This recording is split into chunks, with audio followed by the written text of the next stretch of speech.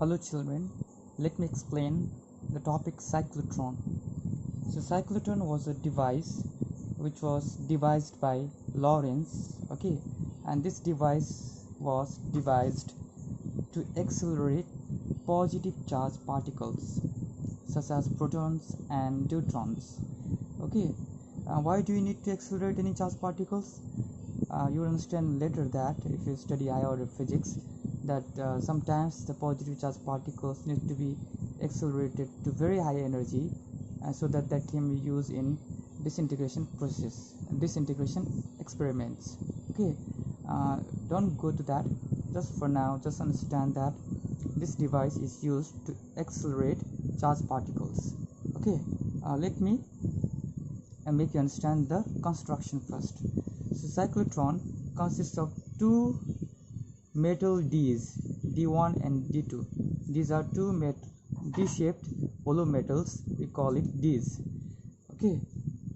And these are placed like this so that there's a gap between them, and we place a source in between the gap. This is the source of positive ion. It can be proton or deuteron. And we want to accelerate these charge particles within this Ds. And you can see these are two metal hollow Ds which are connected to the valve oscillator. Both are connected to the valve oscillator. What is valve oscillator? It's a source of alternating potential difference. That means this oscillator can be positive and negative alternatively. Suppose this is positive at any instant. After some time, this again will be negative and this become positive. So alternating means where the potential keeps on changing. It keeps on changing. For one instant it becomes positive and this becomes negative. For another instant it becomes negative, this becomes positive. That's what alternating potential difference means. So accordingly, the D2 will be, if this is positive, the D2 will be at positive potential and D1 will be at negative potential. If this will be negative, and D2 will be at negative potential, and D1 will be positive potential. So this is the construction of the cyclotron. Now let's understand the theory, how it works. And before that, I forgot to say, and this D1 and D2 is also kept in a very intense magnetic field. This is the south pole and north pole of the magnet which I have shown, and direction of the magnetic field is upward from north to south. So this whole device is kept in a magnetic field so that the magnetic field lines are perpendicular to this plane of the Ds. Yes, this much is only this much for construction. Now let's understand the working. So let's consider that we have a source of positive charge. Let's say charge is plus Q and mass of the charge is M, which is kept in the center. And at any instant, let's say this is negative and this is positive. Then what will happen is that D2 will be at negative potential. Then if this is negative, this is positive, then D2 will be at negative potential. If this D2 is negative, then this positive charge will be accelerated towards the D2. Why? Because if this is negative, this is positive, then there is an electric field established between them. Because of the electric field, this positive charge will be accelerated towards the negative potential. It will move towards this, towards D2.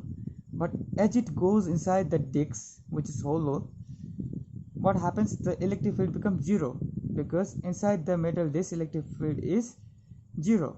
Inside any conductor, electric field is zero. So the electric force moves the positive charge towards D2. Then inside, what will happen?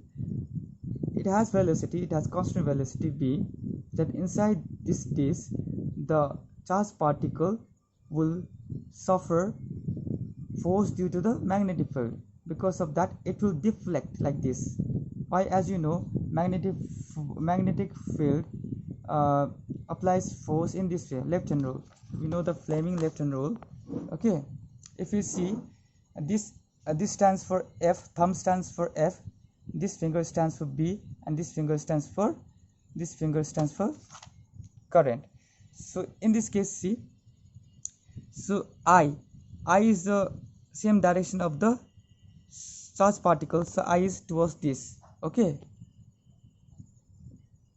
let me say I is towards this, and magnetic field is upward, so force is acting like this. This is the direction of the source, positive charge, and this is direction magnetic field upward, and this is direction of the force. So from here, as you can see, if you see the both picture here, so source is moving towards this direction, magnetic field is up, and force is acting this direction. Because of that, as you saw, that force is acting towards this way, therefore it will obey the circular path.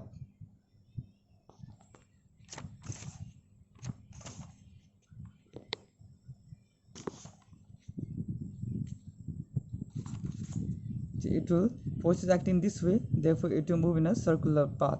Okay, because of the magnetic force, like this. Got it? So because of the electric force, it will be attracted, positive charge will be attracted towards D2. Inside the D2 there is no electric force, but the magnetic force, if you look at it from the Fleming left hand rule, then the magnetic field will apply force in this direction perpendicular to the velocity is towards this, therefore it would cover a semicircular path like this because of the magnetic force, deflection due to magnetic force, and it will reach over here. And now see, now this is a valve oscillator which produces alternating potential difference. Till now so far, the positive charge, when it is in D2 till here, this is at positive potential, but once the positive charge reaches over here, this valve oscillator is set up such a way that this terminal changes. Now this was negative before, because of that D2 was a negative potential. Now this becomes positive and this becomes negative. So whenever this happens, then this positive charge will again be accelerated towards this this Dix, which is D1. Okay, this D, which is D1, so it will be accelerated. Now velocity is increased. Since the velocity is increased, then it will move in this D2 again. Once it will be accelerated towards this D2 again. Once it goes inside, then magnetic force deflects it to make it travel in a circular path. Okay, again this will reach over here. Once it will reach over here, again it will switch it will change the potential. Okay, so this becomes again negative, this becomes again positive, again this will come back here, this will be again accelerated, again the velocity will increase, and this way with increasing velocity it will move. So but one thing you should see over here is that whatever the time taken by the positive charge to cover this semicircular path over here, the same time will be taken by this positive charge to cover this greater circle, semicircle. Okay, but why the time taken will be same? This looks greater radius, this looks smaller radius. See, even though this is greater radius, the velocity has increased, therefore the time taken will be the same. I'll show it mathematically also. The paces of the time, the time taken by the charge to move in a same circular path inside the disk will be same no matter how longer the radius will be.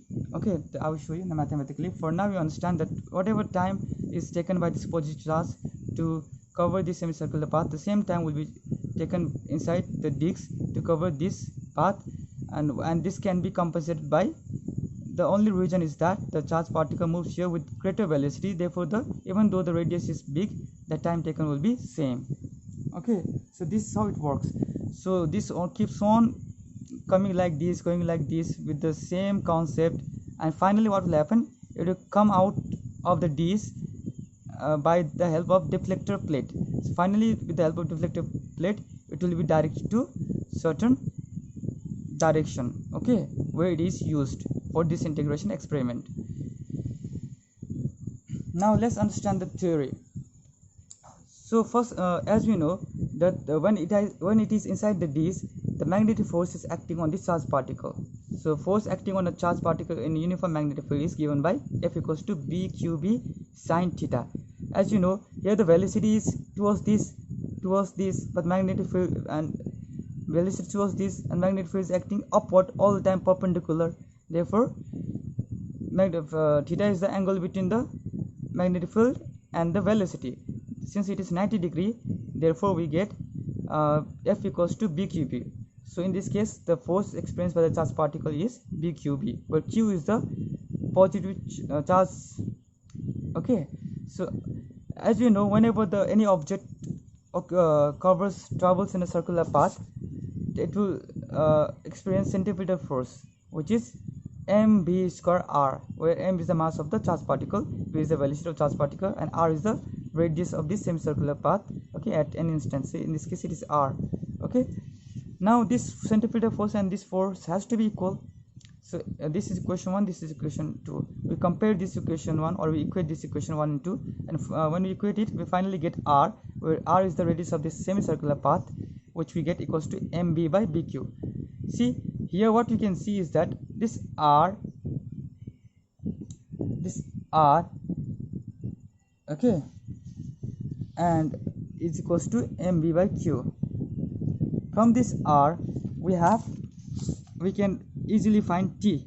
T is the time required by the ion to complete a semicircle. Okay, so t is the time required by ion to cover this distance. So that distance can be easily found. As you know, v equals to distance by time, so t equals to distance by velocity. So velocity is v, we know. Now distance is the semicircle. If it was circle, then we could have written 2 pi r. Since it is semicircle, we have just written pi r. So pi r by v.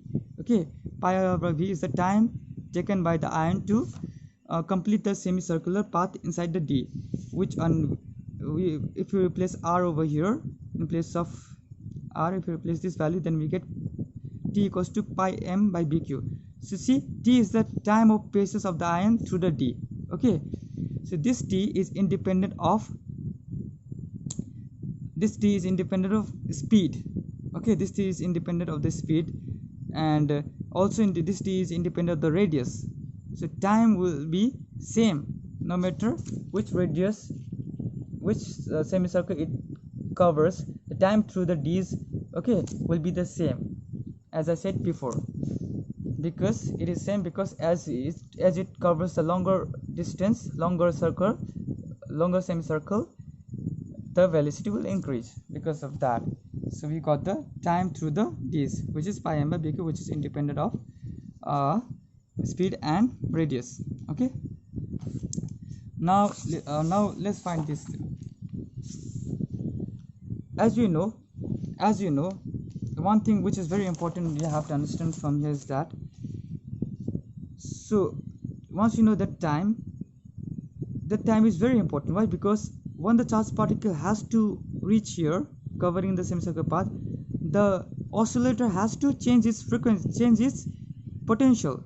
So frequency has to be very precise. Okay, the frequency has to be very precise. Therefore, we will find the resonance condition. We have seen that the cyclotron operates when the frequency of the applied potential must be equal to the frequency of the circular revolution of the ion. Obviously, the frequency of this has to be equal to the frequency of this, then only it will change its potential, and this becomes negative, and the particle can go to this. So what should be the condition for that? Now if you find the frequency of the circular path, frequency of the circular path is equals to 1 by time period. We know t, small t was the time for the semicircle, so obviously 2t will be the time for the whole circle, and which is the time period.